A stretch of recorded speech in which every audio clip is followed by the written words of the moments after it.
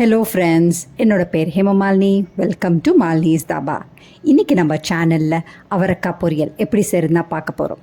அவரைக்காய் பொரியல் தானே, இதில் என்ன சத்து இருக்க போகுதுன்னு நினைக்காதீங்க.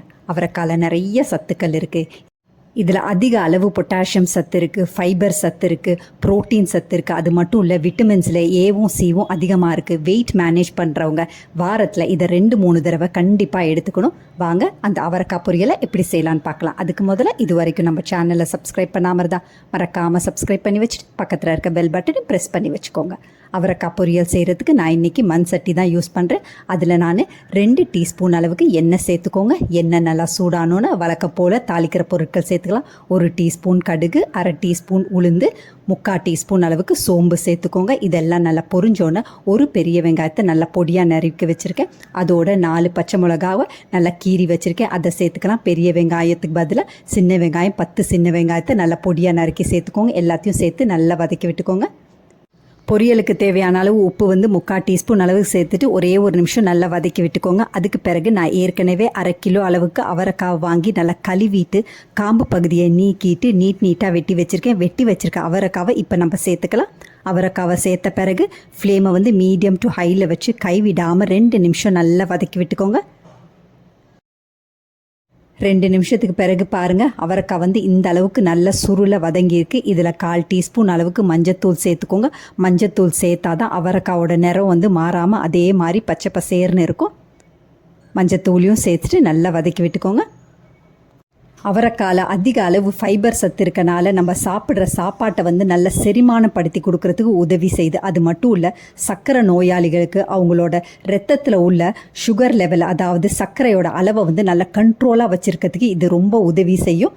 இதில் 1/2 கப் அளவுக்கு தண்ணி ஊற்றி ஃப்ளேமை மீடியம் டு லோவில் வச்சு 5-7 நிமிஷம் மூடியை போட்டு நல்லா வேகட்டும்.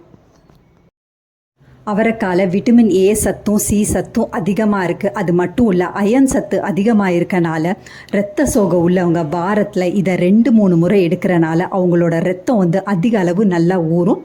இப்போ பாருங்கள், 7 நிமிஷத்துக்கு பிறகு அவரைக்காய் நல்லா மலர்ந்து வெந்திருக்கு. இப்போ கொஞ்சமாக எடுத்து நம்ம பார்த்துடலாம். இப்போ கையில் வச்சு நல்லா இந்த மாதிரி லேசாக அழுத்தம் கொடுத்திங்கன்னா உங்களுக்கு பார்த்தாவே தெரியும் நல்லா வெந்தது. இப்போ ஒரே ஒரு நிமிஷம் நல்லா பெரட்டி விட்டு இதில் 2-3 டேபிள் ஸ்பூன் அளவுக்கு ஃப்ரெஷ்ஷாக துருவின தேங்காய் சேர்த்துக்கோங்க. பொரியல்னாவே நம்ம தேங்காய் சேர்க்கணும். தேங்காய் சேர்க்குறதுனால டேஸ்ட் ரொம்ப நல்லாயிருக்கும்.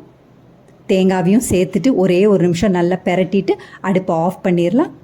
எப்பயுமே பொரியல் செய்யும்போது நல்லா ஃப்ரெஷ்ஷாக துருவின தேங்காவாக சேர்த்துக்கோங்க. ஃப்ரீசரில் உள்ள தேங்காவை சேர்த்திங்கன்னா உங்களுக்கு டேஸ்ட் கண்டிப்பாக மாறும். அது மட்டும் இல்லை, தேங்காவை சேர்த்த பிறகு கரெக்டாக ஒரே ஒரு நிமிஷம் நல்லா வதக்கினா சரியாக இருக்கும்.